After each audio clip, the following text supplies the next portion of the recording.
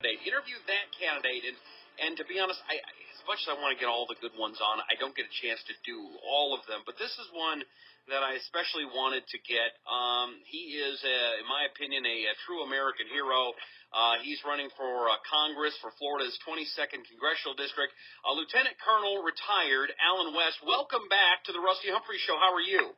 Hey, I'm doing great, Rusty. It's great to speak with you, and greetings to the listening audience out there. Now, Colonel, I had you on the program a long time ago. It was back when you'd gotten in trouble, and I'm sure people will remember the story when we remind them.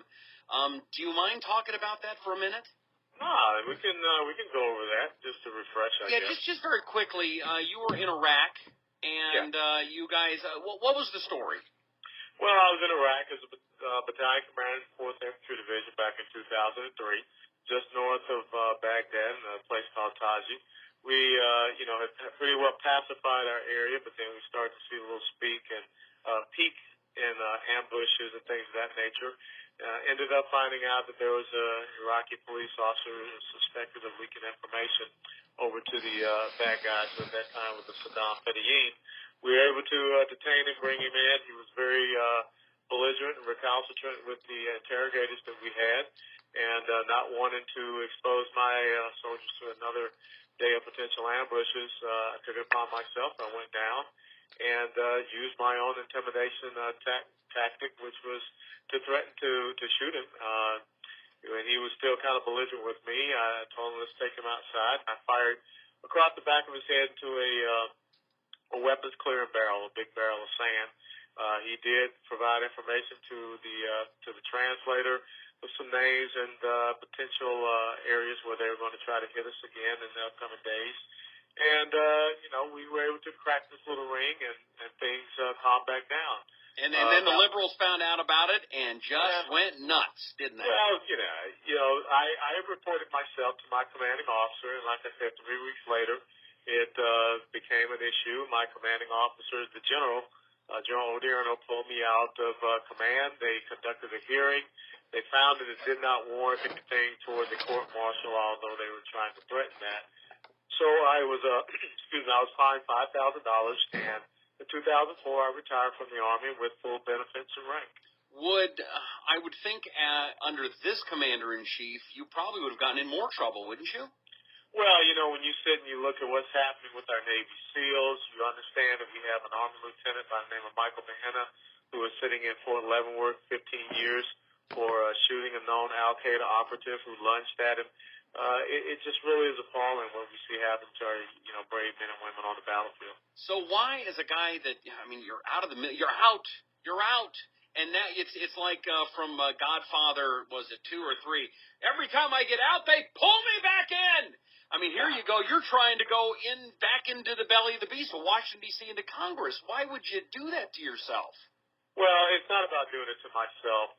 What I tell people is, you take off one uniform, and, it's been a few years, and we see what's happening in Washington, D.C., and it really is about, getting people to understand service, sacrifice, and commitment to this country to go back and continue to serve, because the oath of office to support and defend the Constitution that I took back in July 1982, there's no statute of limitations on that oath.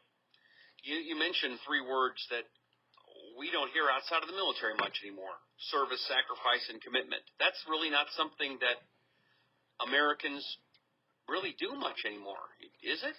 Well, I think that, in America, we forgot what leadership looked like, Rusty, and for whatever reason, we believe that a guy that could give a very good teleprompter speech was a leader. And I think that we need to get back and help people to understand that, leadership is about courage, it's about competence, commitment, conviction, and it's about character. And I think that the 22 years that I served in the United States Army, and then even after I retired, I went back to Afghanistan to work with the Afghan Army for 2.5 years. You continue to give to this country. This country has been so good to me, and I love it dearly. Alan West is here in the program. He is a retired Army officer. He's a candidate for the United States Congress in Florida's 22nd District. You mentioned something about leadership. Even though I don't agree with President Obama, he's got courage of his conviction to jam this healthcare thing down our throats. Yeah. Is that leadership? Is he being a leader by doing something even if he believes that it's the best interest of the country? Well, no, because you know what I said. After courage, there comes competence, and I think that what you're seeing him trying to push on the American people. First of all, I think we're up to 70-75% of American people rejecting this health care plan. This is not something that's good for America, and he's just being a very, very rigid ideologue, and he is just continuing on with a very liberal, progressive, socialist agenda, which continues to seek to nationalize more of our production. They already have a good bit of the financial industry, the automobile industry. They're going after healthcare, and with the cap and trade legislation, they'll take over the energy sector by raising taxes on everything until we succumb to a green agenda. There's some very simple, basic things that we can do to help reform our healthcare system. It starts with understanding that it's about lowering the cost. And the first thing with that is the catastrophic litigation, which causes doctors to make us go in and have all of these separate procedures and tests. And Texas and Mississippi instituted tort reform, and they saw a lessening in the cost. It also is about opening up competition for the state-by-state little insurance monopolies that we've created so that the American people can truly, bring in competition, and they can be in charge of the system. One of the things I tell folks when it comes to insurance, I have not been to see a doctor since I retired, and so at the end of each year, whatever unused premium that I have as a citizen, I should have three options. I can, roll it over to the next year. I can get a refund back, or out of the benevolence of my heart, I can allow that unused premium to go to a very